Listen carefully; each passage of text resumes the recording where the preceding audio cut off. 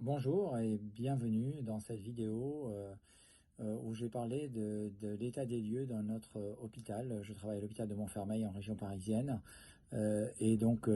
cette épidémie du coronavirus est en train de modifier l'organisation de l'hôpital en général. Comme vous l'avez vu, bien entendu, il y a eu, comme dans les autres services, il y a eu une extension des lits de réanimation avec essayer de récupérer le maximum de ventilateurs disponibles pour étendre la réanimation et l'étendre notamment aux dépens de l'unité de soins continus, avec en réanimation et en unité de soins continus des malades réanimatoires maintenant avec ventilés et dont beaucoup dans la majorité sont des patients Covid+.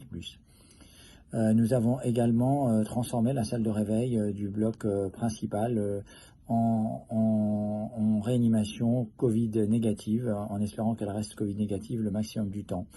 Nous avons fermé le bloc ambulatoire et sa salle de réveil car nous avons supprimé toute l'activité ambulatoire et tous les actes non urgents.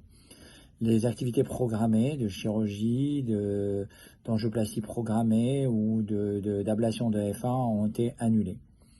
Au niveau du service de cardiologie, nous étions jusqu'à récemment une zone Covid négative et étant donné l'ouverture de plus en plus importante d'unités dédiées aux patients Covid positifs ou Covid suspects, les cardiologues participent à l'activité dans une des unités, à la visite hebdomadaire avec un planning qu'on a fait entre nous sur la visite dans cette unité des patients qui sont ici, des patients Covid suspects.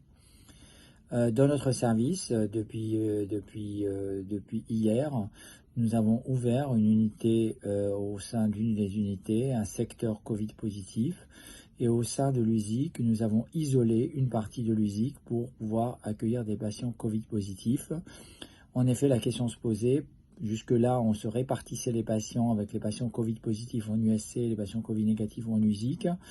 Mais ça posait des problèmes car l'USC est amené à évoluer plutôt dans le sens d'une réanimation Covid positive. Et donc, il y a des patients qui pourraient éviter d'aller à l'USC et d'emboliser un lit à l'USC. Par exemple, le patient qui fait une syncope, qui a un BAV3 et qui est en plus Covid positif, sans obligatoirement qu'il ait des symptômes majeurs. En l'occurrence, on a une patiente comme ça. Nous avons dû réorganiser également nos interventions. En l'occurrence, par exemple, poser un simulateur cardiaque à un patient qui est Covid positif. On a eu l'occasion récemment.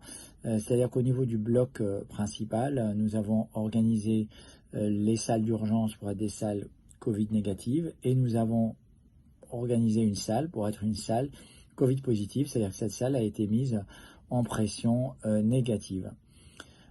Et donc c'est dans cette salle-là qu'on pourrait mettre le pacemaker en l'occurrence. Concernant la salle de coronarographie, on prend le maximum de précautions pour identifier les patients avant qu'ils aillent en coro, de savoir si les patients ont des signes suspects ou pas, et s'ils étaient suspects, de tout faire pour éviter d'abord de faire la coronarographie et d'autre part de sécuriser le personnel.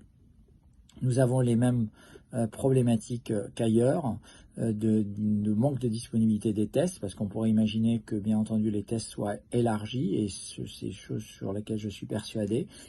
Et également le manque d'équipement, notamment de masques, mais cette situation également est générale.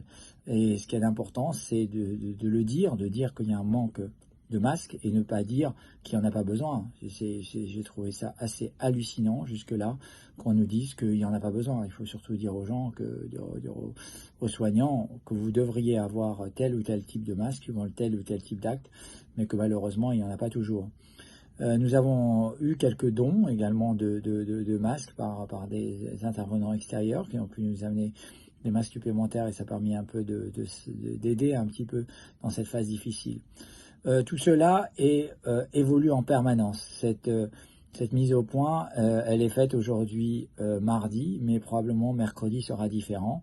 Et donc c'est pour ça que vous aurez cette newsletter très très rapidement afin de vous tenir au courant de l'évolution. La crainte, bien entendu, c'est le manque de lits de réanimation. Je pense qu'on n'est pas au maximum car il y a également des lits de réanimation dans des cliniques qui pourront accueillir ces patients-là. Il y a également encore de la place dans les CHU. Donc je pense que nous ne sommes pas encore à saturation, mais soyons vigilants. Voilà, je vous souhaite à toutes et à tous bon courage, nos soignants, grand soutien à tout le monde et à très très bientôt.